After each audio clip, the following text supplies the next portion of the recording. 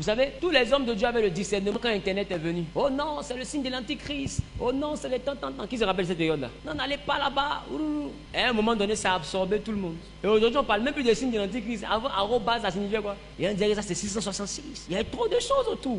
Et quand je suis en train de préparer mon message, Dieu me dit, il faut que tu parles de la télévision. Dis avec moi, c'est une ruse du diable.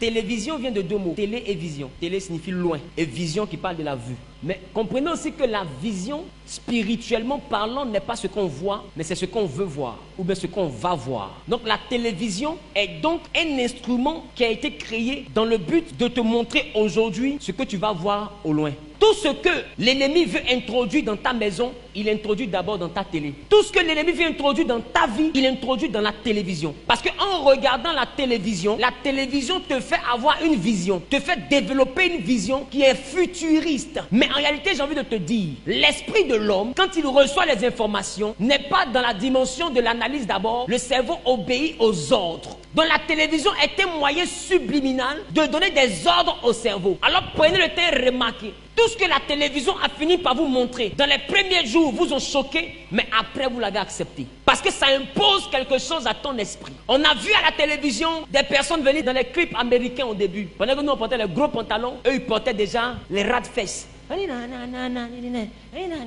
Nous, on n'était pas encore arrivés à ce niveau-là. Mais qu'est-ce qu'on faisait? On regardait. Et à force de regarder, aujourd'hui, là, nos sœurs portent grillage. Ça veut dire que les gens payent cher pour payer habits, pour porter. Elle paye cher pour se déshabiller. C'est que habit qu'elle a payé cher, là, ça montre tout son corps. Dans habit, on voit son ventre, on voit une partie de ses seins un peu. Des fois, le bout même est sorti. On voit un peu de ses fesses. Elle porte longue robe. Et puis, fente vient ici. Mais tout ça, là, n'était pas dans notre mentalité. Remarquez, c'est des choses que vous avez vues à la télévision. Les affaires d'homme, ils commencent à imposer ça maintenant à la télévision. Remarque, quand tu étais jeune, tu voyais les gens danser étant nus à la télévision. Quand tu es devenu grand, ceux qui étaient à la télévision, qui étaient nus, sont dans la ville. Et c'est devenu normal. Mais quand quelqu'un dit, hey, tu es sexy. C'est de la même manière qu'ils sont en train de montrer à nos enfants deux hommes qui s'embrassent. Ils sont en train de montrer à nos filles deux femmes qui s'embrassent. Quand nos enfants vont grandir, quand ils vont voir ça dehors, ils vont dire, mais maman, pourquoi tu es choquée? Ton temps est passé. Ça là, c'est la mode. Parce que souviens-toi, quand ta grand-mère te dit, vous là, je ne sais pas comment vous habillez aujourd'hui. Nous, on portait pas, on s'habillait bien. Vous portez, même ton ventre est dehors. Tu dis, hé, la vieille, toi, tu es démodée. Ton temps est passé. Ce que tu réponds à ta grand-mère, c'est ce que ton enfant va te répondre demain. Maman, ça, c'est ton époque.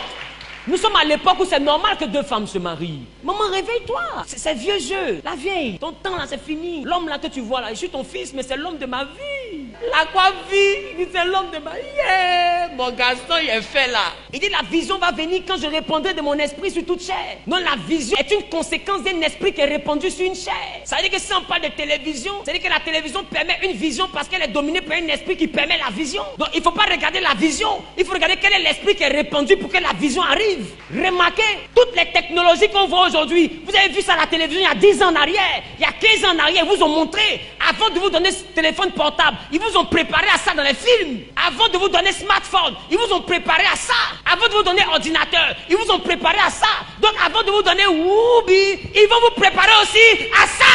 Quel est l'esprit qui est derrière ce qu'on voit à la télé? C'est une ruse du diable. Et un autre point des médias que je touche, Internet. Vous avez oublié, mais pour ceux qui sont un peu plus loin à l'origine d'Internet, ont compris qu'on n'avait pas d'abord les réseaux sociaux. On avait les sites web, les boîtes mail, les uns causaient par mail, et puis après ça, il y a eu MSN, après MSN, il y a eu quoi là même là? Skype, voilà, et tout. Jusqu'à ce qu'on arrive à l'époque des WhatsApp et des Messenger, et puis même Messenger est passé, on est maintenant au temps des TikTok, d'Instagram, etc. Tu vois que plus on avance, plus on part quelque part. Mais ils nous envoient quelque part. Mais remarque, au début tout était permis, mais à force d'avancer, ils ont toujours une nouvelle mise à jour de politique. Parce qu'à chaque jour, ils introduisent leur nouvelle vision. Aujourd'hui, il y a des mots que quand tu dis, on te bloque. Pourquoi? Parce que ton mot là ne sert pas la vision qu'ils ont. Ça veut dire que tout le monde est sur Internet, mais Internet envoie tout le monde quelque part. Quand tu ne veux pas aller dans cette direction, Internet te bloque. Aujourd'hui, fais des publications pour attaquer les hommes qui se marient ensemble, on te bloque. Parce que tu ne vas pas avec leur vision. Tout ce qu'ils font, il y a un esprit qui permet cette vision. Ils vont quelque part. Autant des sites web, c'était www.yahoo.fr. Mais le www là, World Wide Web, la toile d'araignée mondiale. Mais j'ai envie de te dire que la toile d'araignée, à l'origine, n'est pas une bénédiction, mais c'est un piège pour les mouches. Et regarde, quand une mouche est prise dans une toile d'araignée, plus elle se débat, plus elle s'emballe. C'est pourquoi prenez le temps de remarquer, quand vous rentrez dans la fête d'internet, vous commencez à être emballé par ça. Et à un moment donné, tu ne peux plus te séparer de ton téléphone. Ton téléphone devient ton centre de vie. Et ils ont envoyé maintenant un téléphone qu'on appelle smartphone. Mais le téléphone est fait pour téléphoner. Mais pourquoi on donne une intelligence à un téléphone jusqu'à l'appeler smartphone? Mais l'intelligence est une intelligence artificielle. Donc c'est une intelligence programmée. Dans quel but ils ont programmé cette intelligence dans ton smartphone? Dans le but de t'envoyer à être accro à ça. Aujourd'hui, tout le monde a sa Bible dans son téléphone. Tout le monde vit dans son téléphone. Ton réveil dans le téléphone. Ton agenda dans le téléphone. Pour que toute ta vie soit dans le téléphone. Et quand toute ta vie est dans le téléphone, ils mettent maintenant des vidéos pour te distraire. Non, ils mettent des notifications, des messages, des choses pour t'embrouiller. Même quand tu te réveilles pour aller pisser, tu regardes d'abord ta notification de ton téléphone avant d'aller faire pipi. Tout le monde est emprisonné dans son téléphone. Il y a même des relations où le téléphone est plus privé que le mariage. La Bible dit Adam et Ève étaient tous de nus. Ils n'avaient pas honte. Mais aujourd'hui, la nudité de tout le monde est dans le téléphone. Mot de passe, empreinte digitale, regard des yeux, touche des mèches, fesse dessus avant que ça se déverrouille. Tellement le verrouillage est dangereux. Parce qu'elle sait que dans son téléphone, il y a quelque chose qui va détruire son foyer. D'autres ont dit, dans le téléphone, je ne peux pas donner. Si tu veux, en cas, c'est séparé. Mais je ne peux pas. Elle dit au mari, déverrouille. Il dit non, non, non. Le mariage n'a pas dit ça. Parce que s'il a déverrouillé, le mariage est fini. Et aujourd'hui, remarque, la lourde vie du péché que tu as n'est pas ailleurs, c'est dans ton téléphone. C'est dans le téléphone que Satan a emprisonné votre vie que vous cachez aux autres. Le temps que tu ne donnes pas à Dieu, tu le donnes à deux choses aujourd'hui, la télévision et Internet. Aujourd'hui, les plus grosses idoles, quand tu n'auras pas un autre Dieu devant ma face, les plus grosses idoles de notre siècle sont deux choses, la télé et Internet. Ces idoles ont dépassé Dieu. Les chrétiens disent on aime Dieu mais n'ont jamais aimé Dieu. Ils aiment Internet et ils aiment la télévision. Aujourd'hui, les gens postent sur Internet, Jésus est ma vie, mais en inbox, Satan est mon roi. La vraie face d'une personne n'est pas dans sa photo de profil, c'est dans ses conversations inbox. Tout le monde poste Jésus. Et la chrétienté devient un effet de mode sur Internet. Tout le monde poste les versets bibliques, mais dans le fond, tout le monde réunit ce qui fait la force de la vie chrétienne. Les hommes deviennent de plus en plus cruels, méchants à cause d'Internet. Ils n'ont pas peur de détruire la vie des autres. Là où je te parle, si je te dis qu'il faut faire 4 jours sur ton téléphone, tu vas tomber malade. C'est que tu es là comme ça, et puis ton corps chauffe. Tu es là comme ça, tu as un migraine. Tu es là comme ça. Et papa, il a touché un peu, il a touché un peu. Un peu seulement. En réalité, c'est une addiction, c'est un peu comme la drogue. C'est une dépendance totale. Même quand ton téléphone glisse, que c'est en train de tomber. Il dit, mais tu peux voir la soeur, elle se jette comme ça. C'est là que tu vois que tout le monde est Copa Barry à Abidjan. Tout le monde est gardien de but. Mais je vais te faire remarquer, c'est pas le téléphone que tu aimes. Parce que ton iPhone qui est là, quand tu n'as pas de données Internet, tout t'énerve. En réalité, c'est Internet qui t'a emballé. C'est la toile d'araignée là qui t'a pris. Mais j'ai envie de te dire, quand l'araignée capture et qu'elle t'emballe dans la toile, c'est pour te manger. Donc, tous ceux qui sont emballés d'Internet, à quelle sauce ils vont les manger? Est-ce que vous savez que la majeure partie de ceux qui dirigent le monde avec Internet, eux-mêmes ne sont pas dans le réseau? Parce qu'ils connaissent. C'est des algorithmes qui sont créés. C'est des applications qui sont créées dans le but de te rendre accro. Ils savent que c'est une drogue. Ils savent que quand tu rentres dans ça, tu ne vas plus sortir. Tout ton travail sera dedans. Toute ta vie sera dedans. Tout ton quotidien sera dedans. Eux-mêmes, ils ne font pas ça. Et tu les trouves démodés. Mais ils prennent ça pour se faire de l'argent. Et puis vous êtes emprisonnés à l'intérieur. Donc c'est donc une prison qu'ils ont fabriquée pour les autres. Et c'est une grosse ruse. Aujourd'hui, regardez. Quand c'est des scandales où deux hommes vont aller ensemble, c'est bon. On signale, ça se bloque. Tu parles de ça, on bloque ta page. Mais quand c'est des scandales qui concernent l'église, remarque le nombre de vues. Quand c'est des choses qui concernent l'église, regarde le nombre de vues. Ça grimpe.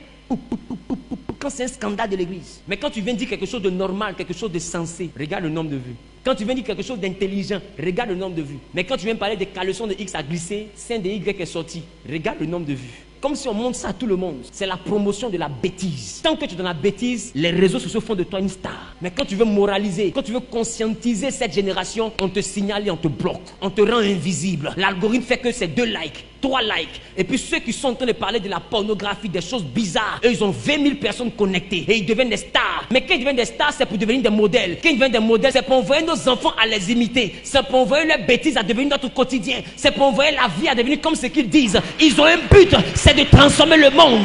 Ils vont quelque part. C'est pourquoi il faut faire attention à ce que tu regardes. La télévision est une vision qui s'impose à toi. Aujourd'hui, même dans le dessin animé, 2 garçons s'embrassent. Un jour, ma fille vient. Hé papa, j'ai vu dans un film là, il y a une fille là, elle a 2 mamans. Il y a une maman, on appelle son papa. Il dit chérie, c'est 2 démons. 2 démons, répète après moi Destiny. 2 démons, elle dit 2 démons. Papa, un démon c'est quoi? C'est les agents du diable. Elle dit ah, oui. Les 2 que tu vois, tu ne vois pas dans l'esprit. Sinon elles ont 2 cornes, elles sont vilaines. Celles-là, elles vont t'envoyer en enfer. Hé papa, c'est pas bon. Il dit si tu vois ça, éteins la télé. Papa, j'ai compris. Aïe, moi, tu es Satan, hein? Faites, vous allez voir. Tu es Satan. Ma fille, Sarah, c'est le diable. Il veut que si tu regardes ça, ton papa meurt. Tu veux que je meure? Non, papa. Il veut que tu vives et donc ne regarde plus. Au stade, on arrive, effrayons-les. Effrayons les enfants là. Écoute, ils sont plus intelligents que nous. Ils sont smart.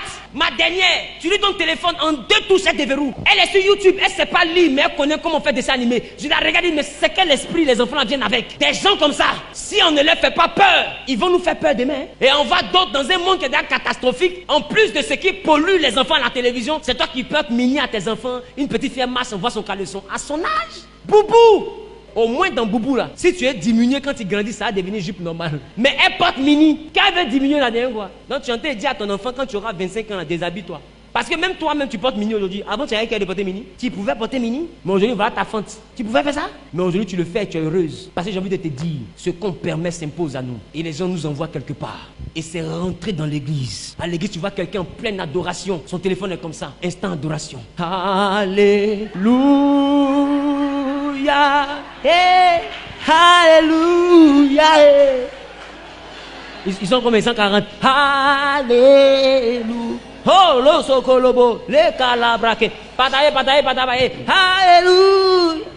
Même dans ton adoration, téléphone est dedans. Non, finalement, Dieu qui te sauve là, il a quelle place qui lui appartient à lui seul? Quelle est la place qui lui appartient à lui seul? Je vous assure, quand tu as la Bible dans ton téléphone, que tu n'as pas la Bible sous forme de livre, tu ne plais pas à Dieu. Même si tu as ça dans ton téléphone, il faut acheter une Bible qui n'a rien à voir avec ton téléphone. Et le jour où tu veux parler à Dieu vraiment, tu prends la Bible de ton téléphone, tu mets ça à côté de ton téléphone. Parce que Dieu, quand il regarde le téléphone, il voit toute l'abomination qui est en train de rentrer dans la terre. Donc quand tu lui montres encore sa parole dans ce téléphone, c'est un peu comme si un papa ne veut pas te voir avec ton ami qui est impoli là. Et puis tu lui montres une photo, il dit ma fille, il y a longtemps, il t'a vu, envoie-moi la photo. Et puis la photo là, c'est une photo où sa camarade a fait cheese. Dis-moi, ton papa il va te féliciter, c'est ça? Insulter, il va t'insulter là. Tu vas comprendre. Parce que tu sais que cette camarade, il ne l'aime pas. Et je vous assure, au stade où nous sommes, le téléphone n'est plus agréable à Dieu. Parce que le téléphone lutte la place de Dieu. Le téléphone m'a pris la place même de la femme et du mari. Le téléphone a fini ça maintenant. Le téléphone prend la place de Dieu. Même les nounous, elles doivent surveiller ton enfant. L'enfant est en train de jouer, il est en train de se blesser, elle est sur le téléphone comme ça. Viens avec moi les ruses.